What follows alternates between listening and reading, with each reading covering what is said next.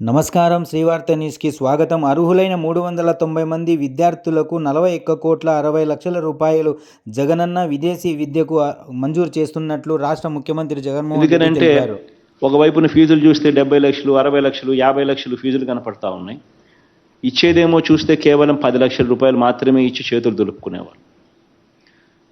ఈ రకంగా 10 లక్షలు మాత్రమే ఇచ్చి చేతులు దులుపుకునే కార్యక్రమం చేస్తే ఏ ఒక్కరికి కూడా మంచి జరిగించే కార్యక్రమం ఎప్పటికీ జరగదు. అప్పుల పాలయ్యే పరిస్థితి ఎప్పటికీ మారదు. ఎప్పుడూ కూడా బ్రతుకులు మారని పరిస్థితి, ఏదో చేశామంటే చేశామన్నట్టుగా నడిచిన కార్యక్రమాలు. అది కూడా పోనీ సరిగ్గా జరిగి మనసు పెట్టి చేసినారా అంటే ఆ మనసుకు ఆ చిత్తశుద్ధి కూడా ఎక్కడా ఎప్పుడు కనిపించేది కాదు. దాదాపుగా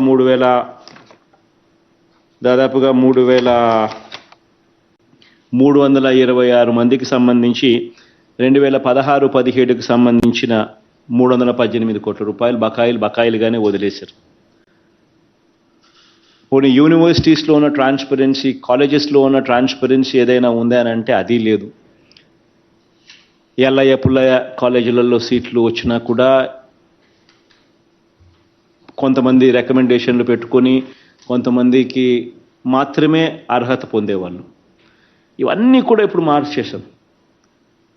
అర్హత అన్నది అర్హత అన్నది ఒక క్వాలిఫికేషన్ మాత్రమే అర్హత.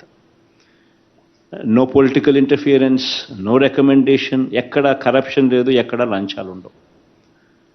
ఎవరికైనా కూడా టాప్ 50 కాలేజెస్లో 21 ఫ్యాకల్టీస్లో ఈ 350 దగ్గర కాలేజెస్లో ఎవరికి సీట్ వచ్చినా కూడా 1,25,00,000 దాకా అప్పర్ లిమిట్ పెట్టి ఇచ్చే కార్యక్రమం.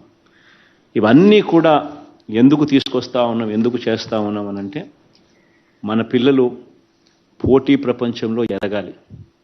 మన పిల్లలు పోటీ ప్రపంచంలో లీడర్స్గా ఎదగాలి. మీరు రాష్ట్రానికి ఏదో ఒక రోజు, ఎప్పుడో ఒక రోజు మంచి చేసే అవకాశం, పరిస్థితి రావాలి. ఎల్లయ్య పుల్లయ్య కాలేజీలలో సీట్లు వచ్చినా కూడా కొంతమంది రికమెండేషన్లు పెట్టుకొని కొంతమందికి మాత్రమే అర్హత పొందేవాళ్ళు. ఇవన్నీ కూడా ఇప్పుడు మార్చేశాం. అర్హత అన్నది